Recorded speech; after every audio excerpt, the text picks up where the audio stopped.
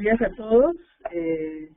Mi nombre es Patricia Quiroz y soy la coordinadora de primera infancia en la Oficina de Educación y Cultura de la OEA, con sede en Washington, D.C. Yo tengo el placer esta mañana de presentar a Ana Lucía Campos, una gran profesional que lidera Cerebrum, una institución educativa que viene cooperando con la iniciativa de primera infancia de la OEA en el tema del desarrollo cerebral o las neurociencias y esta nueva área que es la neuroeducación y cómo impacta el desarrollo infantil de los niños en las Américas.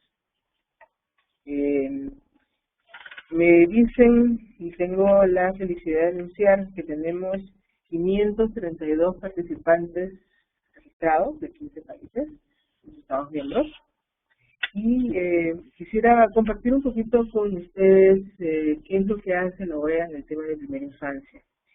Tenemos ya más de 2 décadas contribuyendo al desarrollo de políticas integrales en la primera infancia en los Estados miembros, que son 34, y esto pues lo hacemos a través de la construcción de un consenso político y de la cooperación horizontal.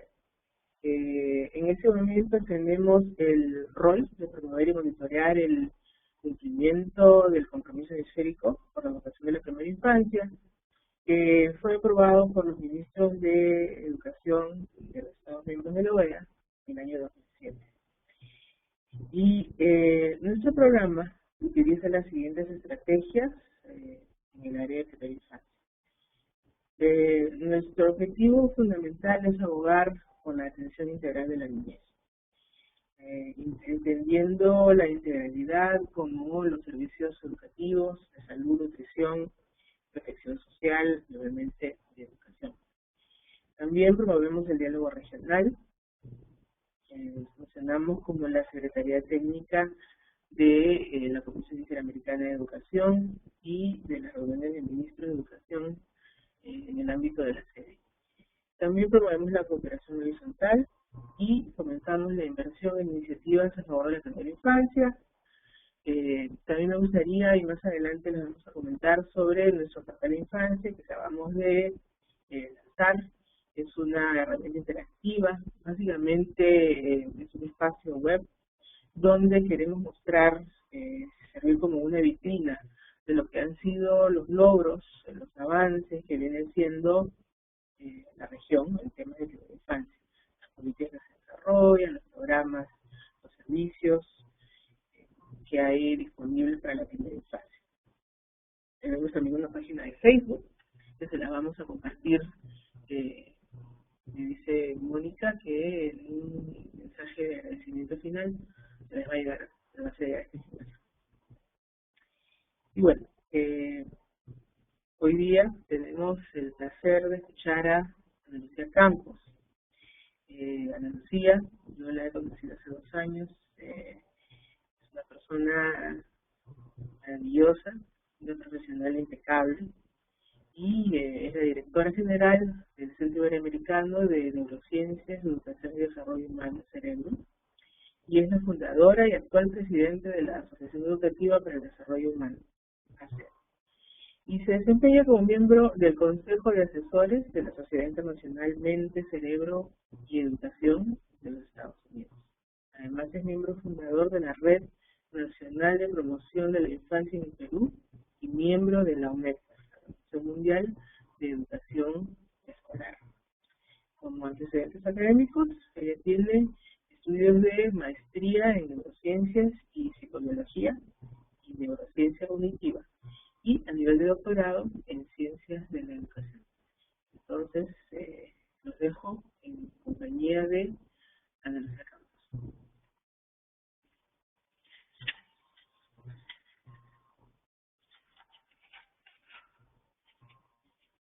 De la OEA. Muchas gracias, Patricia, por esta presentación tan cariñosa, y para mí es un honor estar con ustedes en el día de hoy. Quisiera saber si me pueden escuchar, si está bien el audio. Sí, escuchamos muy bien. Muchas gracias, Ana Lucía. Un gusto. Puedes comenzar cuando gustes. Muy bien, entonces vamos a dar inicio a nuestra participación. El día de hoy vamos a compartir un tema de real importancia para el sistema educativo, ¿no? Lo hemos titulado como transforma la educación, y dentro de ese aspecto de transformación de la educación vamos a considerar los aportes de la neurociencia educacional. En primer lugar, me encantaría que pudiéramos pensar un poco acerca de lo que pensamos sobre educación, ¿no? ¿Cuál es el gran concepto que los países y los educadores vienen actualmente compartiendo, discutiendo, reflexionando sobre la educación en sí? Y en esa misma tarea me puse yo, y como referencia me encanta mucho un educador brasileño llamado Paulo Freire. Y Paulo Freire es una de las personas de referencia para América Latina también y para todo el mundo. Y dentro de todas las investigaciones y estudios que ha hecho Paulo Freire, él tiene una reflexión que para mí es fundamental. Él habla acerca de que la educación no cambia el mundo. La educación cambia a las personas que van a cambiar el mundo. Por eso que bajo este aspecto de más que una herramienta, un instrumento, y sí un camino por recorrer, un proceso por recorrer, la educación en estos últimos años viene buscando varias alternativas para realmente transformar el perfil de educadores, transformar el desarrollo, el aprendizaje de los niños y niñas. Y muchas cosas vienen siendo hechas en los últimos años a partir de los objetivos de desarrollo del milenio, a partir de los objetivos de educación para todos. Venimos pensando y repensando la educación. Por eso que cuando tocamos en esta frase de Paulo Freire, nos damos cuenta que en muchos momentos hemos hablado de la educación como el vehículo que va a cambiar la sociedad, que va a traer la sostenibilidad, ¿no? El desarrollo sostenible que queremos para nuestras sociedades. Sin embargo, lo que él nos hace pensar es muy grande, porque en sí, ¿quién va a provocar esa transformación? ¿Quién va a provocar este cambio? Es el educador. Y el educador, entendámonos como padres, profesores, psicólogos, todos los agentes y profesionales de la educación que están participando de este proceso tan complejo que es educar. Entonces, como primer pensamiento, si nuestro tema es transformar la educación y la neurociencia en función a esta gran tarea de transformación de la educación, empezamos por reflexionar, ¿no? Y la invitación es para que cada uno de ustedes también hagan esta reflexión. ¿Qué es para mí educación? ¿Qué es educar para mí? Y es una reflexión tan compleja porque en los últimos años en muchos países hay una carrera muy grande que ha logrado transformar la educación para un enfoque mucho más de desempeño académico, de niveles, de estándares, y nos hemos dejado de pensar un poco en que la educación se refiere a algo mucho más amplio que el desempeño académico. Entonces, educación cambia a la persona que va a cambiar el mundo. Y si vamos a hablar de cambio, vamos a hablar de transformación. Vamos a hablar de innovación, que es algo que venimos hablando durante muchos años sobre la innovación y el cambio educativo. Pero ahí viene otra vez la invitación a una nueva reflexión. ¿Cuáles serían los elementos que nos pueden llevar a esa transformación de la educación? A esa introducción al educador, al ser del educador, que provoque el cambio que tanto esperamos y que tanto y que cada día más se hace necesario. Dentro de los aspectos generales de la transformación de la educación encontramos varios factores.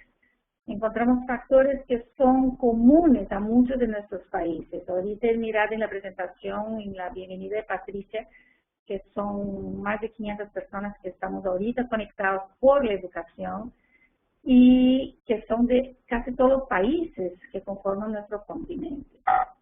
Entonces, esa transformación que vienen buscando la mayoría de los países tienen puntos comunes, ¿no? Como por ejemplo, en los últimos años nos hemos dedicado a repensar las políticas públicas educativas que tienen que ver con el desarrollo infantil. Patricia misma acaba de comentarles cómo la OEA ha avanzado mucho en este sentido, cómo se han logrado muchas cosas en la región, pensando también desde un planteamiento político de la política pública por la educación.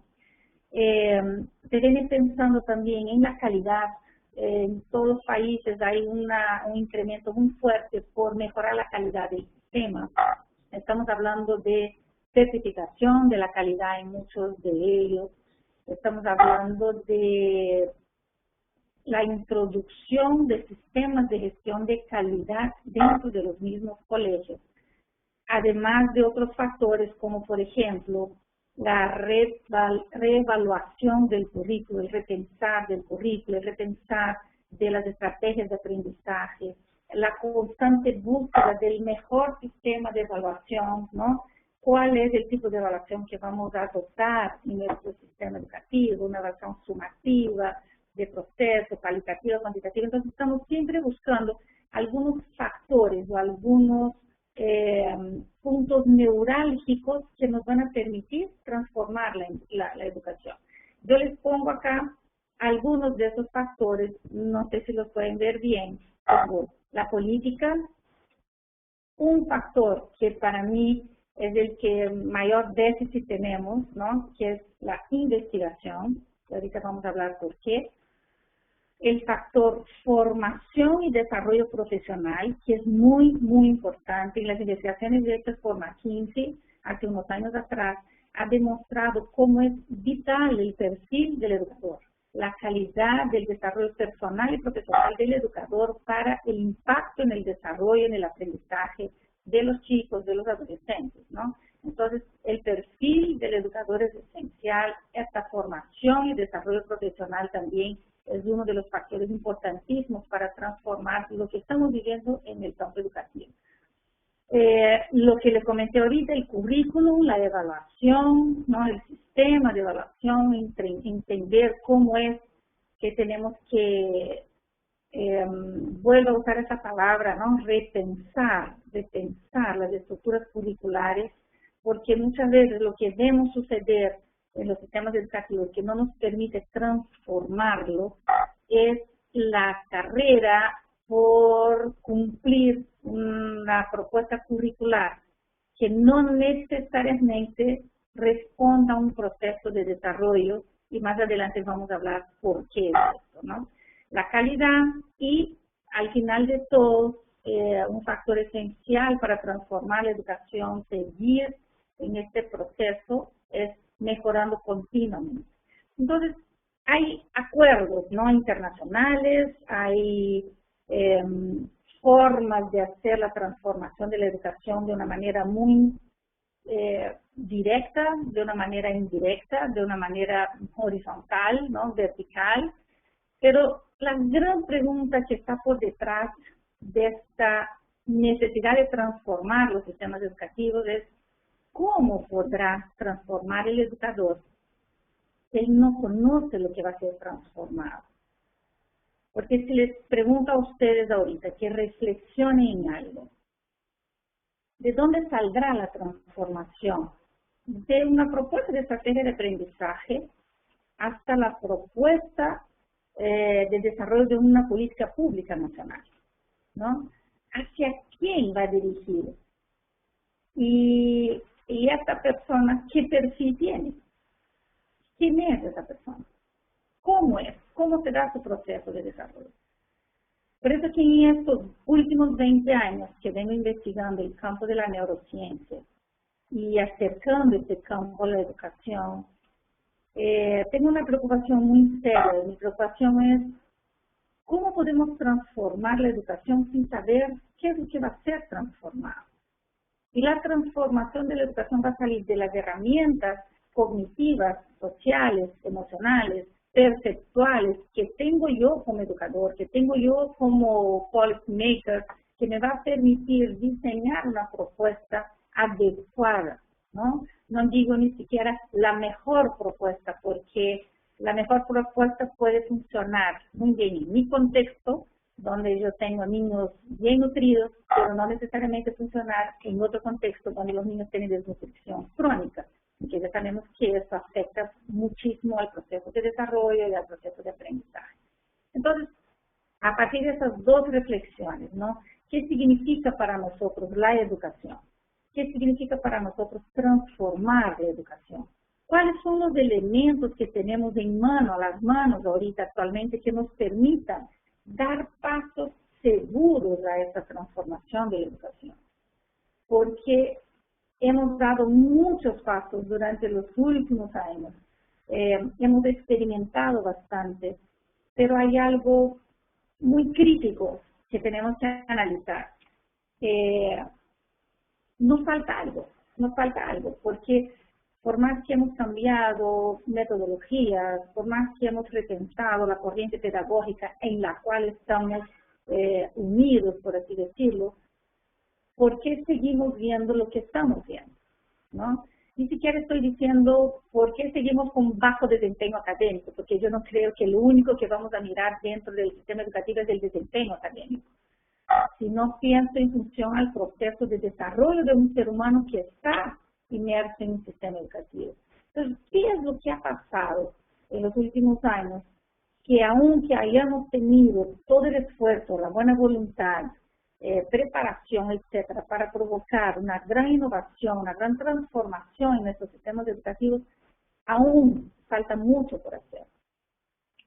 Y buscando la respuesta a esta pregunta, que no es nada fácil, no creo que nadie tiene la verdad, ¿no? No existe todavía la píldora mágica que nos va a hacer con que todo se solucione en nuestros sistemas educativos.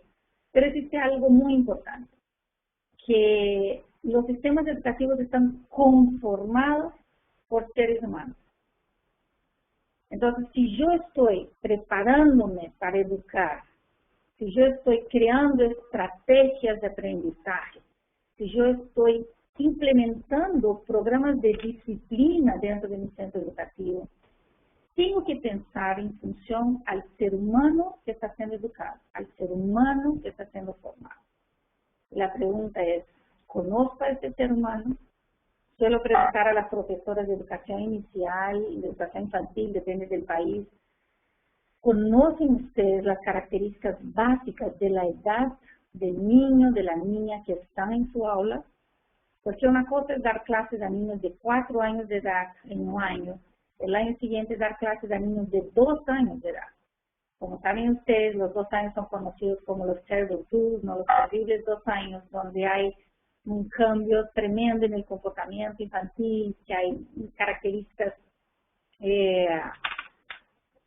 por así decir, semejantes en todas las sociedades con relación a esta etapa del desarrollo infantil. Entonces mi pregunta es, ¿qué sabes de ese ser humano que está ahí sentadito o que está ahí esperando por ti, que está con todo su ser vinculado contigo, ¿no? Para que tú seas la persona que aporte a este proceso. Entonces,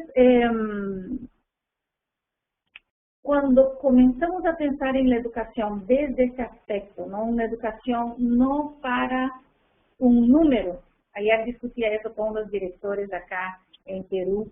Una educación no para un número, ¿no? El número 5, o una educación para un apellido, ¿no? De la Fuente, Rodríguez, Ramírez, sino la educación para un ser humano que está ahí. Empieza a encontrar entonces un factor fantástico, fundamental, que me permite construir otra estrategia para la transformación. Y ese factor está vinculado a lo que estamos entendiendo sobre nosotros mismos, los seres humanos. Y por eso, cuando entramos a buscar esta comprensión sobre nosotros, los seres humanos, entro a esta nueva ciencia, que por nomenclatura es muy joven, la neurociencia, Espero que la mayoría de ustedes tenga un poco de conocimiento sobre esto, si no, aquí vamos a intentar compartir un poquito porque tenemos poco tiempo, pero empezamos a ver lo que está por detrás también de las investigaciones de neurociencia. Y a mí me gusta mucho mencionar que una de las grandes funciones de la neurociencia es ayudarnos a entendernos, ¿no? A saber quiénes somos nosotros. Y siempre menciono que Hipócrates para mí fue el primer neurocientífico, el neurocientífico primitivo. Como saben ustedes, también fue el padre de la medicina. Y al observar conductas de los pacientes, ¿no? De las enfermedades que estaban por detrás de esas conductas, él empieza a discrepar un poco acerca de dónde está la esencia del ser humano, qué es lo que nos hace ser quienes somos. Entonces, el que el hombre quiera saber quién es esa historia antigua, la forma en que estamos descubriendo está variando en los últimos años. Entonces, me gusta mucho un pensamiento que pone Hipócrates acerca de esto, acerca del cerebro humano. Y él dice, los hombres deben saber que del cerebro, y solo de él, vienen las alegrías, las delicias, el placer, la risa, y también el sufrimiento, el dolor y los lamentos. Y por él adquirimos sabiduría y conocimiento, y vemos y oímos y sabemos lo que está bien y lo que está mal, lo que es dulce y lo que es amargo. Y por el mismo órgano nos volvemos locos, deliramos, y el miedo y el terror nos asaltan. Es el máximo poder en el hombre. Es nuestro intérprete de aquellas cosas que están en el aire. Entonces, desde esta época, miren la fecha, 460, 370 antes de Cristo, ya Hipócrates empezaba a hacer grandes hipótesis acerca del ser humano en sí, ¿no? ¿Qué es lo que nos hace ser quienes somos? Y este querer entender quiénes somos como seres humanos tiene que ser una constante en el sistema educativo, porque no podemos pensar en función a la academia en sí, al desarrollo académico, al desempeño, al aprendizaje, si no conocemos el proceso del desarrollo humano, si no conocemos a los seres humanos. Y algo interesante que viene desde esa época de Hipócrates y que llega hasta ahora en la neurociencia como una ciencia que se ha organizado para entender quién es el ser humano. Encontramos a Kandel, por ejemplo, que tiene investigaciones espectaculares acerca de las funciones cerebrales, fue el premio Nobel en el año 2000, y él ha dado un énfasis muy grande a las investigaciones en el campo de la neurociencia. Y él menciona que la neurociencia tiene una capacidad de enlazar la biología molecular con los estudios cognitivos, o sea, entender quiénes somos desde el nivel más mínimo de análisis que puede haber del ser humano, desde un nivel molecular, desde un nivel celular. O sea, ¿qué es lo que nos hace ser como somos, ¿no? Entonces, la neurociencia empezó desde hace mucho tiempo a explorar eso, a explorar este campo. Claro que sus inicios tenían objetivos bien marcados, ¿no? Los inicios de las neurociencias tenían objetivos vinculados a las enfermedades de forma neurológica, pero se ha avanzado mucho en función de las investigaciones que nos ayudan a entender qué es el ser humano. Y por eso que el gran objetivo de la neurociencia y cómo la entendemos ahorita es exactamente como un estudio interdisciplinario que va a permitir que conozcamos al cerebro y al sistema nervioso. Y por ende conocer la expresión del cerebro, del sistema nervioso a través del comportamiento. Porque el hecho que yo mueva mis brazos mientras les hablo, por más que no quiera moverlos, porque sé que en algún momento los molestaría, no puedo, porque es la expresión de lo que pasa aquí adentro que me hace ser quien soy. Entonces, cuando estamos hablando de la neurociencia en sí, estamos hablando de una ciencia que está conformada por diferentes ciencias, no está solo la neurología, como muchos educadores piensan, pero neurociencia es neurología, es hacer que evaluación para saber si el niño tiene un problema en su desarrollo, no es eso. La neurociencia es la unión de varias ciencias que va a permitir un estudio multidisciplinario, ¿no? Un diálogo entre disciplinas sobre este órgano misterioso que estamos conociendo. Va a permitirnos saber cómo es el cerebro a nivel de procesos cognitivos, a nivel de sistemas de memoria, de emociones, de la percepción, del comportamiento humano. Y en los últimos años, los estudios hechos en los campos neurocientíficos han avanzado de manera espectacular. Se avanzó de tal forma que se tuvo que ramificar, o sea, se tuvieron que organizar los neurocientíficos en determinadas ramas para mejorar la investigación, para refinar la metodología, la forma que se investiga el cerebro humano. Entonces, yo siempre comento de tres grandes ramas que empiezan a destacarse en los últimos años, y hoy día estamos hablando de una última rama que es la emergente, la última que se está consolidando dentro del ámbito de la neurociencia. Entonces, entendamos la neurociencia como este paraguas abierto muy grande que está investigando a través de muchas disciplinas, la psicología, la biología molecular, a través de la ingeniería de sistemas, porque si no fuera por la ingeniería de sistemas, seguiríamos invadiendo al cerebro para conocerlo. Ahora ya podemos, con una resonancia funcional magnética, colocar electrodos en la cabeza de los chicos, hacer un electroencefalograma, hacer diferentes métodos, tener diferentes métodos para investigar el funcionamiento del cerebro sin tener que invadirlo, gracias al avance de la tecnología también. Entonces, son muchas ciencias que están unidas para entender al cerebro humano. Que todo está dicho, mentira, porque recién estamos desvelando los misterios del cerebro. Que muchas cosas que decíamos acerca del cerebro ya no es cierto, ¿verdad? Porque con el pasar de los años y la especificidad de la técnica, cómo es que entiendo el cerebro desde un aspecto u otro, fue cambiando, entonces fue permitiendo confirmar o no lo que ya decíamos acerca del cerebro. Entonces, en los últimos años venimos investigando el cerebro desde algunos enfoques, desde algunos aspectos o plataformas de investigación. La primera es la neurociencia cognitiva, que ha sacado muchos aportes de la psicología cognitiva, ¿no? Y es la rama de la neurociencia que está intentando entender la cognición, que está intentando entender todos los procesos cognitivos, qué relación tienen esos procesos cognitivos con el aprendizaje, con el comportamiento humano, con disfunciones del cerebro, con el ambiente, con la genética. Entonces, la neurociencia cognitiva viene como una primera rama y que ahora está muy fortalecida y que viene vinculando todas las investigaciones en función a esta gran habilidad del cerebro humano, esta gran función del cerebro humano que es la cognición.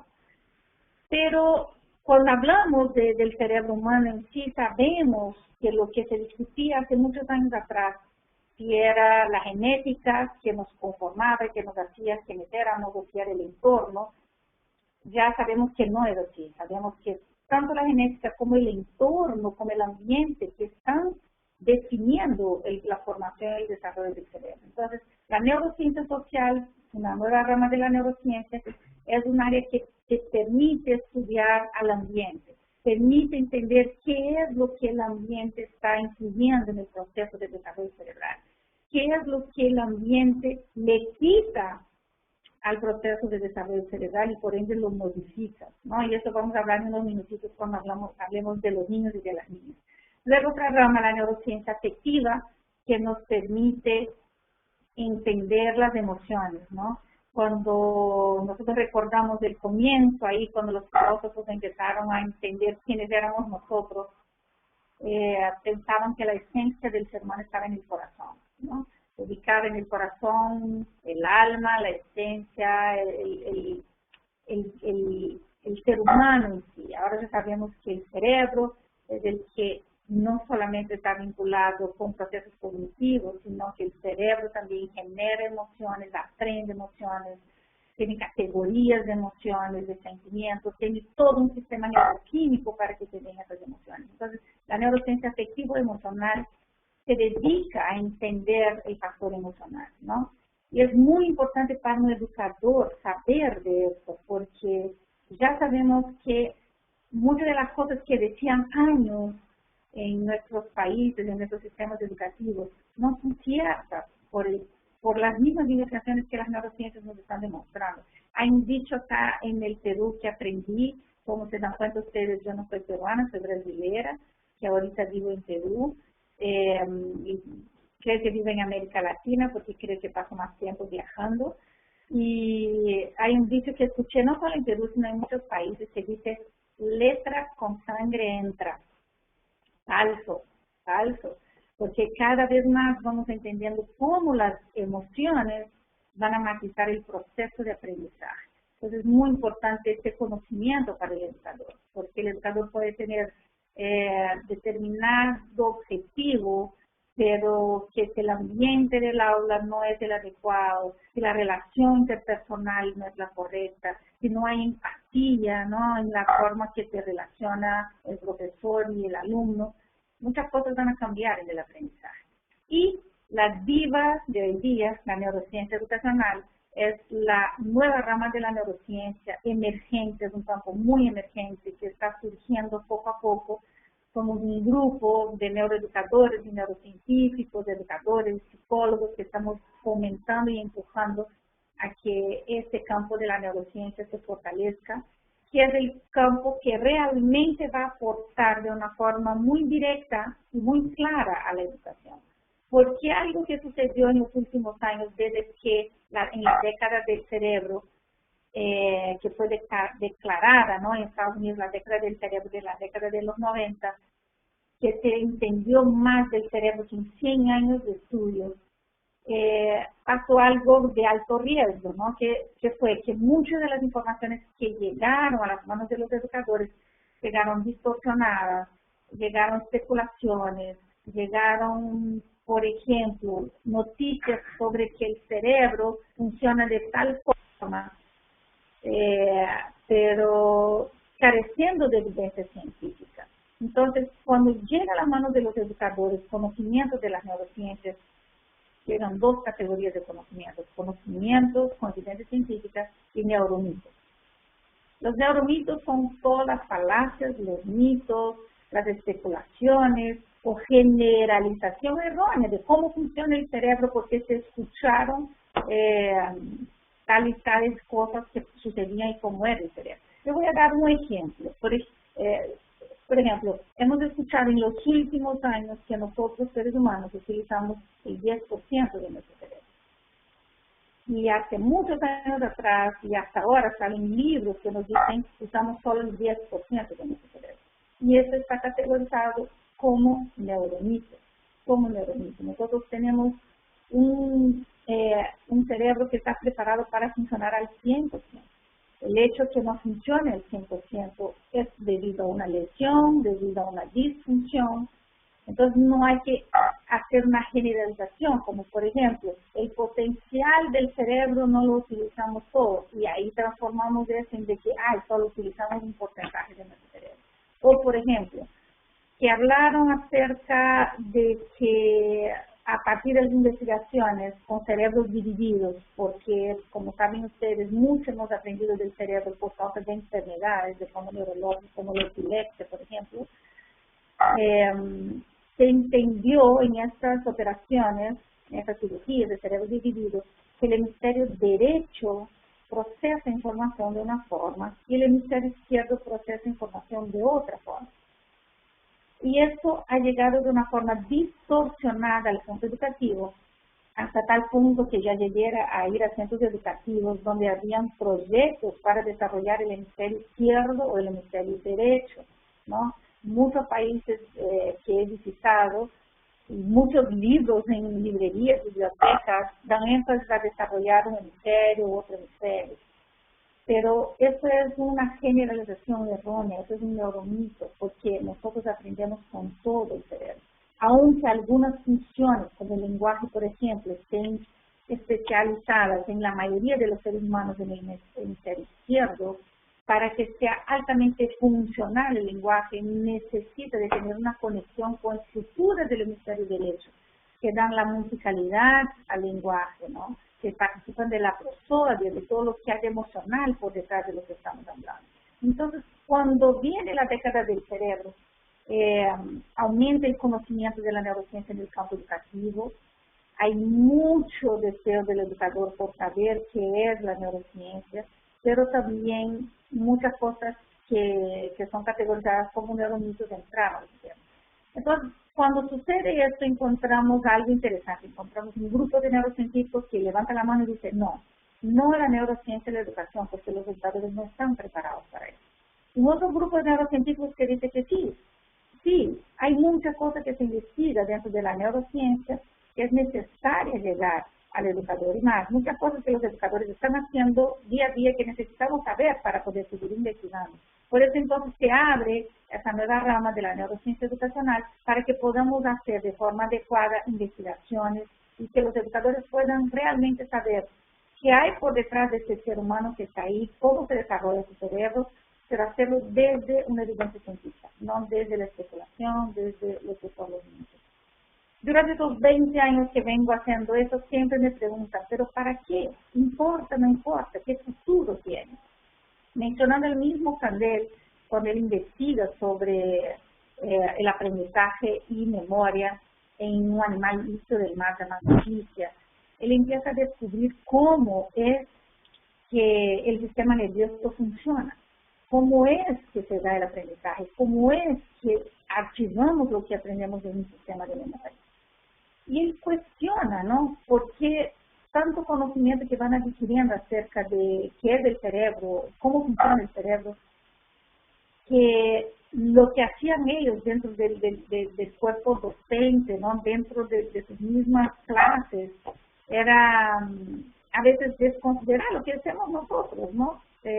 Por no saber, no cambiamos nuestra forma de operar, de actuar. Entonces, Candel tiene una frase que me gusta mucho, que siempre la menciono, que dice que es posible que el estudio de la memoria también afecte la pedagogía, sugiriendo métodos de enseñanza basados en el modo en que el cerebro almacena conocimiento. Ayer estábamos con un grupo de directores y educadores en una reunión y yo les decía, somos expertos en evaluación. O sea, estamos buscando la mejor evaluación, diseñamos evaluación, queremos estandarizar cosas, queremos hacer muchas cosas dentro del aspecto de la evaluación. Pero ¿qué es lo que evaluamos? Evaluamos lo que está por detrás, lo que está almacenado en un sistema de memoria. Sistema de memoria, ¿qué sabe el educador acerca del sistema de memoria? ¿No? Tenemos una memoria, más de una memoria, la memoria funciona como un sistema, cómo es que llega eso a ser archivado, cuánto tiempo se demora en archivar, todo eso viene explicando investigaciones de neurociencia. Entonces creo que no hay, dentro de todos los ejemplos que podría dar, no hay un ejemplo más claro que eso, ¿no? Cómo es que determinados conocimientos que la neurociencia, en este caso la neurociencia educacional, nos va dejando conocer, ¿no? Va a permitir que la práctica pedagógica en sí se transforme. Algo espectacular cuando estamos hablando de la transformación de la educación con los aportes de la neurociencia educacional es el conocimiento que vamos adquiriendo acerca de nosotros mismos. Es el conocimiento que vamos adquiriendo, como les dije hace un comienzo, sobre el ser humano que está frente a mí. Y lo que vamos entendiendo es que el cerebro humano se va transformando mientras crecemos y nos desarrollamos. Y todo lo que vamos entendiendo sobre este proceso de desarrollo cerebral durante el ciclo vital es esencial para la relación interpersonal, esencial para la planificación de actividades, esencial hasta para la orientación a los padres de familia con función a los comportamientos, con función al aprendizaje y a otras tantas dudas que tienen los papás en la crianza de sus hijos.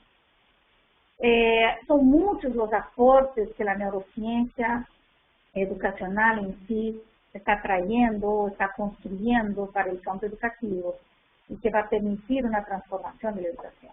Yo les pongo acá solamente algunos de ellos, y más aún, solo podemos trabajar con lo que tiene evidencia científica. Lo que no tiene evidencia científica todavía no podemos aportar, todavía no podemos tocar en eso. Les pongo algunos aspectos que les voy a leer acá porque no sé si tienen todos una buena imagen. Está el aspecto del neurodesarrollo, qué es lo que la neurociencia ya investigó acerca del neurodesarrollo. ¿Qué es el neurodesarrollo? Y ahorita vamos a hablar en un minuto. Sobre memoria y aprendizaje, sobre emociones y comportamientos, sobre lenguaje y lectura, porque cuando los neurocientíficos entran a entender este universo que está acá dentro de la caja craneal, encuentran demasiadas cosas, ¿no? Encuentran, por ejemplo, acá lo que es como sentido numérico y matemático.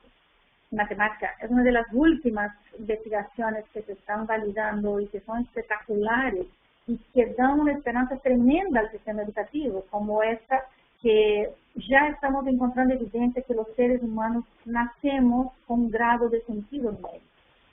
Entonces, todo lo que estamos buscando, todo lo que vemos, por ejemplo, en las evaluaciones de PISA, que queremos saber cómo está la comprensión de la lectura, que queremos entender cómo está el cálculo, y etcétera. Todo eso, si el educador tiene una base científica que justifica y que le aporta su planificación, seguramente transforma su práctica pedagógica, transforma el desarrollo de un niño y a la vez transforma el sistema educativo. Experiencia de neuroplasticidad, movimientos, nutrición, sueño, sensación, percepción, funciones ejecutivas, que también son otras funciones que están siendo investigadas en los últimos años y que están transformando la forma de ver y hacer educación. Entonces son varios los aportes que las neurociencias o que las neurociencias en sí son lo que les digo, neurociencia cognitiva, social, emocional y ahora la educacional pueden aportar a un educador. Y como dijo Patricia, dentro de todo este ámbito enorme que trabajamos nosotros en CERERN con la formación de educadores en lo que es neuroeducación, acercar la neurociencia y la educación en sí, mi área de interés y de investigación más fuerte es la primera infancia. Nosotros creemos y eso hemos conversado mucho con Patricia, con Lenore, con varios especialistas de la OEA, que compartimos que la primera infancia es una etapa decisiva del desarrollo del ser humano, es una etapa en que a partir de las investigaciones que estamos viendo en neurociencia, es una etapa en que nosotros, los que estamos en el ambiente de estos niños y niñas, lo que hacemos o dejemos de hacer con ellos va a influir de una manera muy impactante en su proceso de desarrollo general, integral, pero principalmente en procesos de desarrollo cerebral. Entonces, actualmente la neurociencia nos permite tener una nueva visión sobre el desarrollo infantil. Estamos nosotros trabajando con un nuevo abordaje de la primera infancia.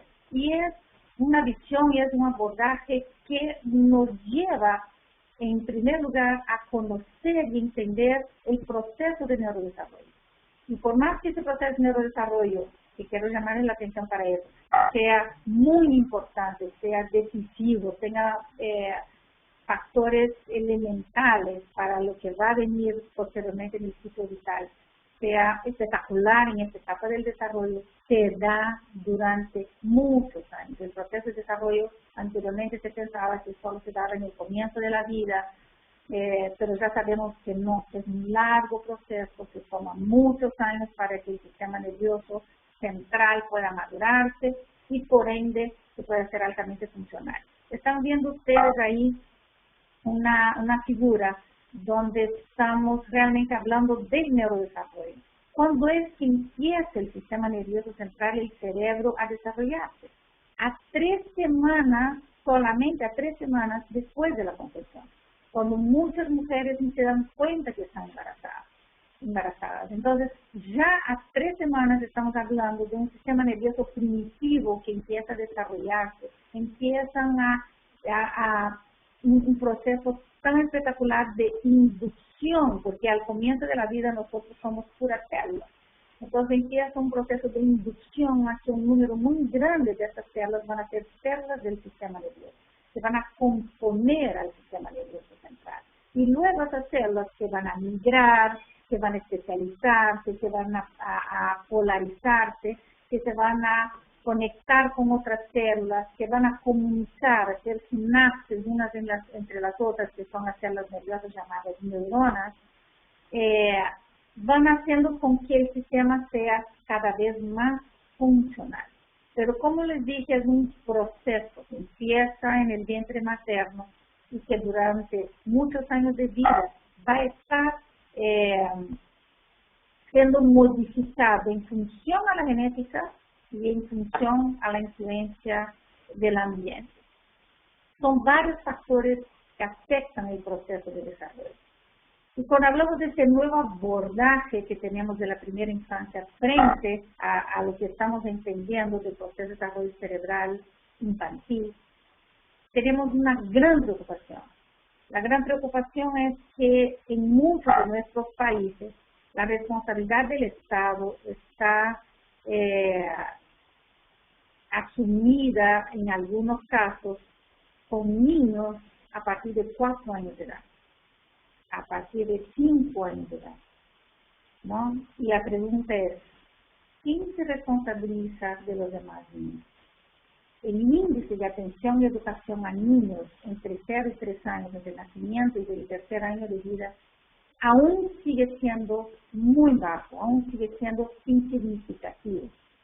¿Y dónde queremos llegar? Queremos llegar que mientras estos niños y niñas sean invisibles para nuestros países, su proceso de desarrollo cerebral no espera. El cerebro no para, el cerebro avanza.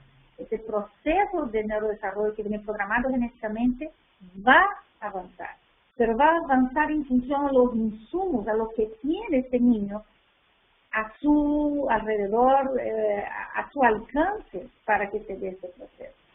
Si se dan cuenta acá en esta figura que les pongo, están viendo la red neuronal. Cuando nacemos tenemos muchas neuronas, muchas células nerviosas, pero tenemos pocas conexiones entre ellas, poca capacidad de conexión, porque ¿qué es lo que les falta a ese sistema para que se den las conexiones adecuadas y que el cerebro sea altamente funcional?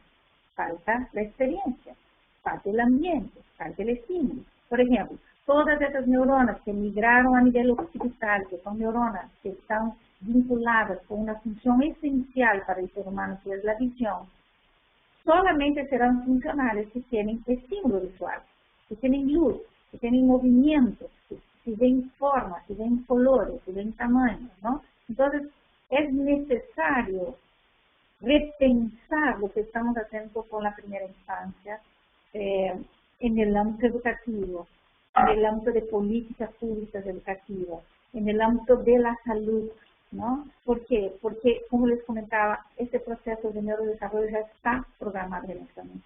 Tiene que seguir adelante. Entonces, es real la posibilidad de transformar el cerebro infantil, el cerebro de un ser humano en los primeros 8 años de vida. Y uno de los factores claros que nos va a permitir, por ejemplo, cambiar la curva de inversión en la educación, porque si vemos, Heckman nos demostró que invertir en la educación trae un retorno maravilloso, espectacular para un país.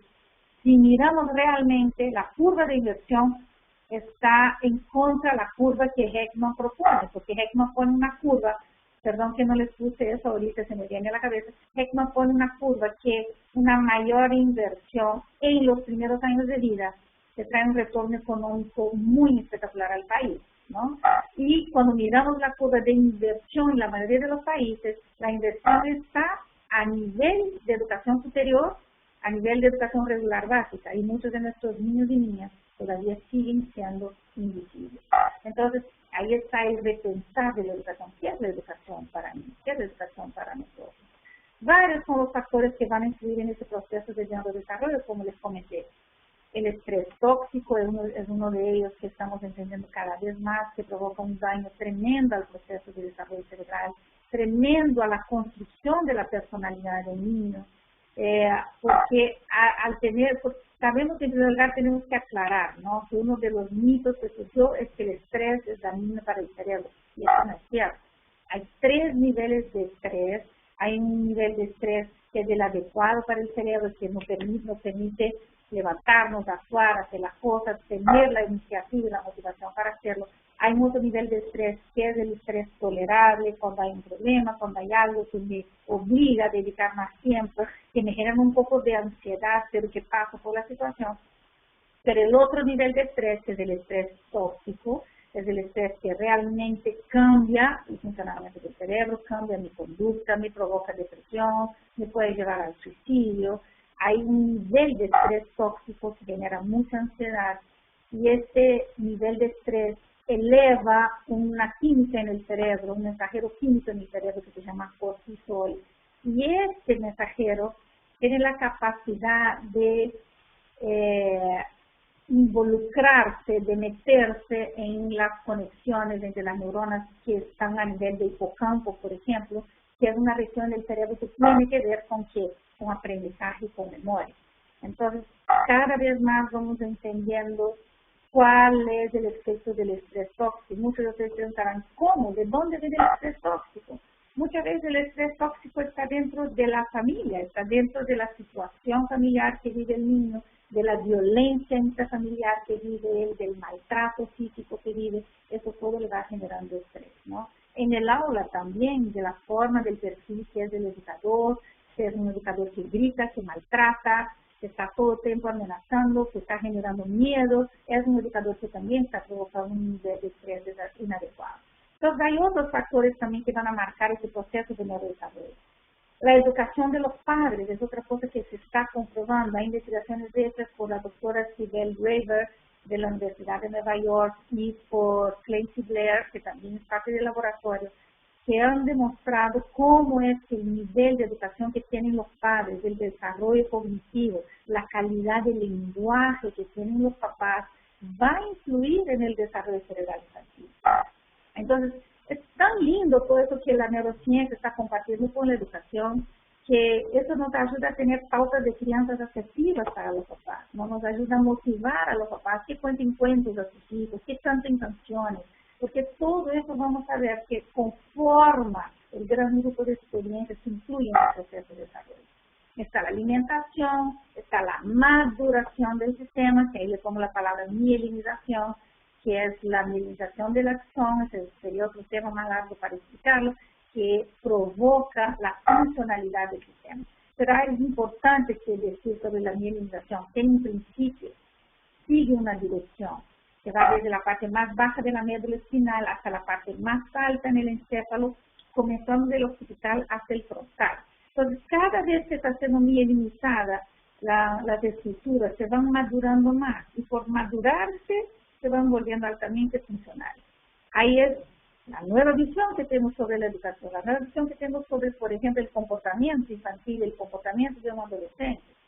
Si este adolescente aún no tiene estructuras a nivel corticales que estén altamente maduras, que puedan inhibir otras estructuras subcorticales que están vinculadas con comportamientos agresivos, comportamientos impulsivos, que no consideran el riesgo, esa estructura que no está madura no consigue inhibir. Entonces el adolescente sigue teniendo eso hasta que con la mielinización y maduración las estructuras van madurando y van siendo cada vez más funcionales, el adolescente deja de ser impulsivo, de correr riesgos y empieza a entrar a esa etapa de la adultez donde supuestamente pensamos más antes de hacer las cosas, ¿no?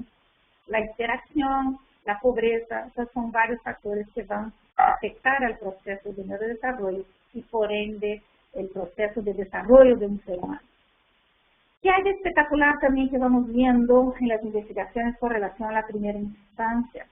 Aunque se generó un neuromito, ¿no? Se decía que si no se hace nada en los primeros años de vida, el ser humano ya no va a ser como es.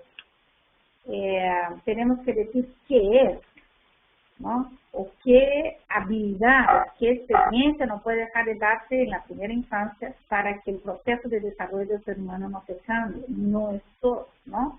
¿Por qué? Porque el cerebro es plástico, la neuroplasticidad, la capacidad que tiene el cerebro de aprender y reaprender, de adaptarse a las experiencias y al ambiente, lo permite ir modificándose durante toda la vida. Pero sí es cierto que en la primera infancia existen algunos periodos sensibles donde el cerebro está esperando la experiencia, esperando que venga el estímulo para que sea altamente funcional. Y en eso les pongo acá claramente lo que ya tiene evidencias científicas con relación al lenguaje, a la visión, a la audición, al movimiento y las emociones. O sea, ¿qué significa? Significa que si un educador, un padre de familia, tiene en mente que hay que construir experiencias en estos ámbitos que les menciono, en los primeros años de vida, para que ocurra un proceso de desarrollo cerebral adecuado, y que lo que ocurra en estos ámbitos va a modificar el cerebro, tengo probabilidades mucho más altas de hacer un buen trabajo, ¿no? De ser un buen padre, de ser un buen educador. Les doy un ejemplo sencillo, por ejemplo, acá ven ustedes las imágenes de Amala y Kamala. No sé si muchos recordarán Amala y Kamala, dos niños que a partir de un accidente aéreo cayeron en un bosque de India, y los nativos buscaban, pensaban que era un espíritu malo que estaba ahí por la bulla, por lo que sucedía, y cuando todos se juntaron y fueron a buscar a ese espíritu malo, encontraron a dos niñas, así como ven ustedes esa foto que está ahí, y esas dos niñas habían sido adoptadas por una loba. Entonces, miren lo que sucedió. El proceso de neurodesarrollo, el proceso de desarrollo cerebral tiene una programación genética. Como les dije, no espera, avanza. Entonces, sí tenían un cerebro preparado para un sistema de comunicación. Pero ¿cuál fue el sistema de comunicación que aprendieron? No fue el lenguaje humano articulado, porque no tuvieron el estímulo, no tuvieron el modelo, no tuvieron la guía, la experiencia con el lenguaje humano hablado. Entonces, tenían un sistema de comunicación animal. Tenían una programación genética para un sistema de locomoción. Podían desplazarse de un lado a otro, porque genéticamente estaba programado ese sistema. Pero ¿cómo lo hacían?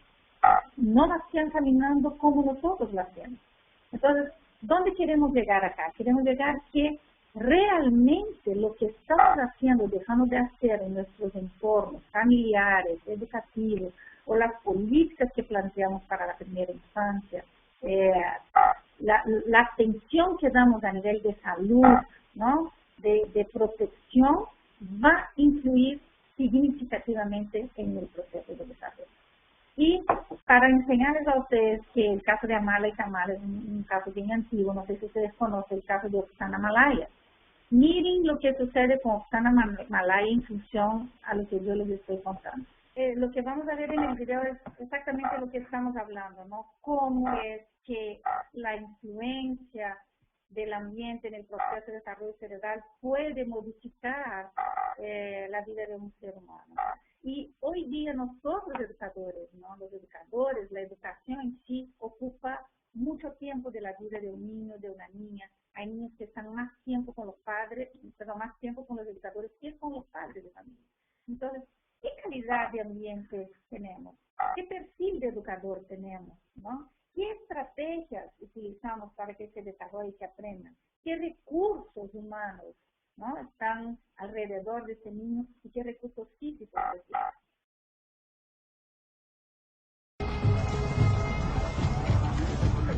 Oksana Malaya began her life living with dogs. Rejected by her mother and father, she somehow survived for 6 years, living wild, before being taken into care. There are few cases of feral children who have been able to fully compensate for the neglect they suffered. Oksana is now 22, but her future still hangs in the balance. Have scientists learned enough from previous cases to rehabilitate her? For 6 years, Oksana Malaya spent her life living in a kennel with dogs. Totally abandoned by her mother and father, she was discovered behaving more like an animal than a human child. For 2 centuries, wild children have been the objects of fascinating study. Raised without love or social interaction, wild or feral children pose the question, what is it that makes us human? Oksana was born in November 1983. When the baby girl was born, she weighed 5 pounds 11 ounces and didn't have any abnormalities. Her parents were alcoholics. Ahora la gran pregunta que surge es, ¿cómo cerramos la brecha entre investigaciones en los laboratorios, que estamos entendiendo cómo es el cerebro humano, cómo aprende, cómo se desarrolla, qué factores influyen en ese proceso y qué es lo que sabemos, qué es lo que hacemos? Porque sí existe una brecha muy grande entre lo que van diciendo las neurociencias en sí, sobre el proceso de desarrollo infantil, sobre el aprendizaje y lo que sí estamos presenciando en el centro educativo, ¿no? Y con relación al proceso de desarrollo, de neurodesarrollo, yo les digo, ¿Cuántos de nuestros educadores saben qué está sucediendo en el cerebro? ¿Qué está pasando en el proceso de desarrollo cerebral? Por ejemplo, cuando les dije al comienzo de estos niños y niñas que a los 2 años tienen determinadas conductas que los caracterizan como los cerebros sus, es exactamente en esta etapa, en los primeros 3 años de vida, que hay una exuberancia sináptica. ¿Qué significa eso? Que todas esas neuronas que nacieron todavía no se comunicaban. Y en estos 3 primeros años de vida se van a comunicar de forma espectacular. Entonces van a existir muchas sinapsis, se van a hacer muchas sinapsis, se van a hacer muchas conexiones entre esas neuronas.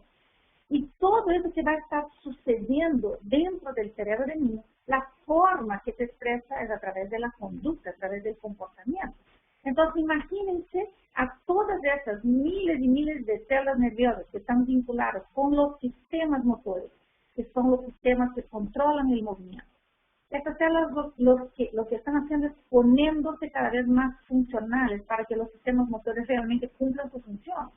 Y por desconocimiento del educador, el niño es movido, el niño no para en su silla, el niño tiene que sentarse. O sea, no, en esta etapa del desarrollo, el niño necesita de la experiencia para que el cerebro realmente sea funcional. Entonces, hay una diferencia muy grande entre lo que vamos sabiendo y lo que vamos haciendo. Entonces, yo les digo, qué bien que sean terribles los niños de 2 años, ¿no? Qué bueno que se muevan, qué bueno que hablen. Cuando los niños comienzan a hablar, cuando comienza ese proceso de maduración del cerebro, por ejemplo, en lo que se refiere a las áreas del lenguaje, lo que más hace el niño es hablar, él necesita hablar para madurar ese sistema. Y el niño pregunta, ¿y por qué una vez? ¿Y por qué 2 veces? ¿Y por qué 3 veces? ¿Y por qué 4 veces? Y el adulto está, ¿por qué me pregunta tanto? ¿Por qué? Porque sus sistemas están en proceso de desarrollo y necesitan de la experiencia para ser funcionales. Entonces, hay una brecha definitivamente entre lo que vamos entendiendo sobre qué sucede en este proceso de desarrollo infantil, lo que le influye y lo que realmente estamos haciendo en estos centros educativos. Por eso es que la invitación para la transformación de la educación, para que todo eso se dé de forma adecuada, es construir una nueva visión de la educación. Es pensar en estos 3 ejes centrales, mente, cerebro, educación, ¿no? Un movimiento muy importante que se está dando a nivel mundial, liderado por Kurt Fischer y por un grupo espectacular de neurocientíficos y neuroeducadores a nivel mundial, en que es necesario conversar, repensar lo que estamos haciendo en el sistema educativo, pero también es necesario llevar desde el sistema educativo a los laboratorios de neurociencia nuestros porqués, nuestros para qué, nuestros qué, las preguntas. Cuéntenos, investiguenos acerca de A, B, C. Ahorita, por ejemplo, en la mayoría de los países vemos la inclusión, que es importantísima. Pero ¿qué tanto saben los educadores, por ejemplo, de TEA, del trastorno del espectro autista? ¿Qué pasa en ese niño? ¿Qué pasa acá adentro, no? Porque, ¿cómo funcionan sus sistemas? Porque si yo estoy con un niño así, yo necesito saber cómo educarlo, cómo formarlo, cómo actuarlo. Porque la inclusión no significa tener una mascotita en el aula, como ya escuché a muchos directores decir, no, no pasa nada, estamos felices porque hay una mascotita, todos lo aman, todos lo quieren, y esa no es la razón. Entonces, este diálogo entre ciencias, ese diálogo que construya esos 3 ejes elementales, sí va a ser una posibilidad muy grande de transformación del sistema educativo. Ahora, la neurociencia educacional lo que busca es un diálogo, es un trabajo en conjunto entre tantas disciplinas. Entre ellas les pongo acá las 3 más importantes, la neurociencia, la psicología y la educación. ¿Y por qué este diálogo? Porque para cada uno de nosotros tenemos una visión específica del ser humano, tenemos un concepto específico acerca del aprendizaje, acerca de la memoria, acerca del comportamiento. Entonces, lo que necesitamos hacer a través de la neurociencia educacional o de la ciencia de la mente, el cerebro, educación, Mind, Brain and Education, es unirnos para investigar, para entender el proceso de neurodesarrollo, para entender cómo enseñar, para entender cómo aprenden los niños, las niñas, los adolescentes y conformar una nueva epistemología. Porque hasta ahora el educador tiene un concepto sobre aprendizaje. El aprendizaje es un cambio duradero en el comportamiento, donde el niño a través de lo que se apropió va a evolucionar. Pero para el neurocientífico el aprendizaje está vinculado a cambios, no solo en el comportamiento, está vinculado a cambios a nivel neuronal, a cambios a nivel de conexión sináptica, de conexión entre las neuronas. Y para el psicólogo el aprendizaje tiene vínculo con cambios en los procesos cognitivos, en las emociones, etc. Entonces, la nueva epistemología que tenemos que construir es a través de ese diálogo entre ciencias. Porque lo que queremos es entendernos a nosotros mismos, lo que queremos es, como les comenté al comienzo, es formar personas que están cambiando la vida de los demás, ¿no? Que están transformando el proceso de desarrollo de los demás. Y no es fácil, no está nada dicho, estamos en un proceso de construcción, hay grandes desafíos por delante, y el gran desafío, pienso yo, está involucrado con construir principios sólidos, ¿no? Porque si uno construye el castillo más lindo sobre la arena, sabe que un buen viento, un buen temblor lo va a llevar en poco tiempo. Entonces, para que podamos transformar la educación desde los aportes de la neurociencia educacional, necesitamos construir principios sólidos, crear un vocabulario común. Muchos de los educadores que están en nuestros cursos, nosotros por estar tanto tiempo metidos en eso, a veces hablamos del hipotálamo, el hipocampo, hablamos de sinapsis, hablamos de neurotransmisores, y muchos de los educadores dicen, ¿qué cosa es eso? Un ratito, dime un poquito acerca de esto. Entonces hay que dar un paso atrás, estudiar un poco de neuroanatomía para poder seguir adelante. Entonces, crear vocabulario común, todos estamos hablando lo mismo, todos entendemos lo mismo, creamos nuevas epistemologías, descartamos neuromitos, dejemos de hablar que y eso y el otro, sin evidencia científica. Solo se trabaja en función a la evidencia científica. Construir consensos y estrategias. ¿Y qué significa eso? Significa que es un diálogo. No es que la neurociencia viene a imponer al campo educativo algo, ¿no? Sino que es un diálogo, es una retroalimentación, es construir un consenso acerca de qué es lo que el campo educativo también aportará a la neurociencia. Ahorita tenemos un grupo espectacular de neurocientíficos que ya está trabajando en centros educativos. Los laboratorios, por ejemplo, de Ken Fu en Yale, tienen programas espectaculares para la formación de educadores que están trabajando en el campo del lenguaje, ¿no? El laboratorio de carreras también en España está trabajando de una forma espectacular dentro de los colegios para ver el proceso de desarrollo de la lectura, del lenguaje.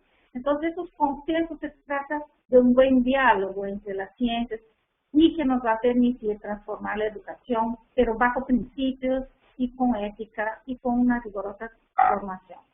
Comparto con ustedes esta estadística que muestra cómo es que en los últimos años, miren acá del año 2000 al año 2008, cómo se ha investigado tan cerca sobre el desarrollo infantil, cómo se ha estudiado sobre la actividad que hay en el cerebro. Ahorita podemos, como ven ustedes en unas diapositivas anteriores, les regreso para que puedan ver de lo que estoy hablando. Aquí, en el laboratorio de Nelson en Estados Unidos, que hace un trabajo espectacular, el grupo de Harvard está entendiendo mucho este proceso de desarrollo infantil, está aportando mucho a la comunidad educativa. Podemos ver a través de esos electrodos cómo funciona el cerebro de un bebé. En Yale tenemos experiencias de ver cómo el área de desarrollo moral en los primeros meses de vida, a través de las neuroimágenes, ya tienen un porcentaje súper interesante de desarrollo. Entonces, muchas cosas se van investigando y se van conociendo, pero miren abajo en el gráfico azul cómo es que poco ha entrado al campo educativo, ¿no? Entonces estamos viviendo desde el 2008 hasta ahora un incremento de toda esta publicación, de los papers, de las investigaciones que entraron al campo educativo sobre el proceso de desarrollo infantil, sobre la actividad cerebral de un niño, pero algo muy interesante, ya estamos encontrando investigaciones hechas en común acuerdo entre educadores y científicos, y es hacia esto donde apuntamos nosotros con la ciencia y la educación. Para ir terminando, hay que conformar de todas maneras una nueva comunidad, una comunidad de neuroeducadores que tengan en mente que tengan en mente no solo un proceso, que se tiene que llevar a cabo en un centro educativo, el proceso de aprendizaje, sino que hay un proceso por detrás de todo lo demás, que mayor responsabilidad tenemos sobre él, es el proceso de desarrollo humano. Entonces, para esto, esta nueva comunidad de neuroeducadores, que tiene la neuroeducación como esta línea de pensamiento y acción que está uniendo la neurociencia o las neurociencias, como les dije, cognitiva, afectiva, social, educacional, al campo educativo, uniendo investigación y práctica pedagógica, porque lo que tenemos que hacer ahorita es empezar a validar, porque una cosa es decir qué sucede en el cerebro mientras un niño está con 2 niños más en un laboratorio, y la otra cosa es decir qué sucede en el cerebro de ese niño cuando está con 40 niños más en un salón de aula. Por eso que hay una expectativa muy grande, porque hay un grupo muy grande de neurocientíficos interesados y entrando a los centros educativos para poder hacer un diálogo de doble vía, ¿no? Entonces, la neuroeducación para nosotros es una de las herramientas que va a permitir la transformación de la educación, porque vamos a empezar a entender cuáles son las bases neurales del aprendizaje, de las emociones, del comportamiento, lo que día tras día vemos en nuestros centros educativos. ¿Hacia dónde queremos ir? Queremos resignificar el aprendizaje, resignificar, repensar la educación. Queremos una innovación de los sistemas educativos, pero con evidencia científica, porque creo que tuvimos en estos últimos años muy buenas alternativas, tuvimos muy buenas iniciativas, pero cuando las iniciativas carecen de una base científica, cuando las iniciativas carecen de una visión hacia el desarrollo humano, no hacia el desarrollo académico solamente, se queda algo, se queda una brecha y se queda siempre este déficit, ¿no?, de lo que pensamos que tiene que ser la educación y de lo que realmente es la educación. Hago hincapié una vez más que la calidad del educador es fundamental. La neurociencia educacional aún no tiene proyectos construidos, aún no tenemos manuales para eso, manuales para el otro, recetas para eso, no se está construyendo. Y por eso que es importante el perfil del educador, porque cuando el educador entiende lo que está sucediendo en el proceso de neurodesarrollo, entiende cómo es que hay factores que influyen en él, entiende cómo su forma de enseñar, ¿no?, porque no es malo decir que enseñamos, enseñar va a modificar este proceso. Hay una implicancia de todo esto, ¿no? Hay un repensar de quién soy, cómo hago las cosas. Pero hay también una aplicación. ¿Hacia dónde voy? Yo estoy entendiendo la lectura bajo la óptica de la neurociencia, pero ¿qué hago yo con relación a esto? Entonces tengo que trabajar primero, por ejemplo, con ciencias fonológicas, primero construcción del vocabulario. Ese ya sería otro tema para que conversáramos, que es sobre el cerebro, el desarrollo del cerebro lector. Entonces, desde esta implicación, ¿qué es lo que eso significa para mí, para la educación? Viene la aplicación. Entonces, el gran objetivo es este, es transformar la educación en pro del desarrollo humano. Y definitivamente, por más resultados que hayamos visto, buenos o malos, en los últimos años, la educación sigue siendo un factor de impacto en el desarrollo de un país. Sigue siendo un pilar en el proceso de sostenibilidad de un país. Y si es un factor de impacto, si es trascendental la educación, pensemos en esa alternativa, ¿no? De, así como la psicología entró al campo educativo no como una corriente, sino como una ciencia para aportar al campo educativo, pensemos que la neurociencia educacional entre al campo educativo para aportar, para aprender también del campo educativo y que se pueda tener en mira, tener como objetivo esa transformación del sistema, es una transformación con base. Porque siempre nos hacemos esa pregunta acá y siempre compartimos esa pregunta en nuestros cursos. ¿Cómo va a transformar el educador algo que no sabe qué es, ¿no? Y para nosotros, para Cerebrum, la transformación de la educación empieza en la transformación del cerebro del educador. Cuando el educador cree, siente, asume esta importancia que tiene, este rol importante que tiene en el desarrollo de un niño, de una niña, de un adolescente, de un ser humano, y que a partir de su potencial, de la visión que él tiene sobre él mismo, sobre la importancia de su rol en la vida de un ser humano, él va a lograr definitivamente lo que dijo Freire en comienzo, va a lograr que la educación sea su vehículo para que él pueda cambiar el mundo. Muchísimas gracias por todo, fue un placer enorme estar con ustedes y compartir este tema que a mí me fascina.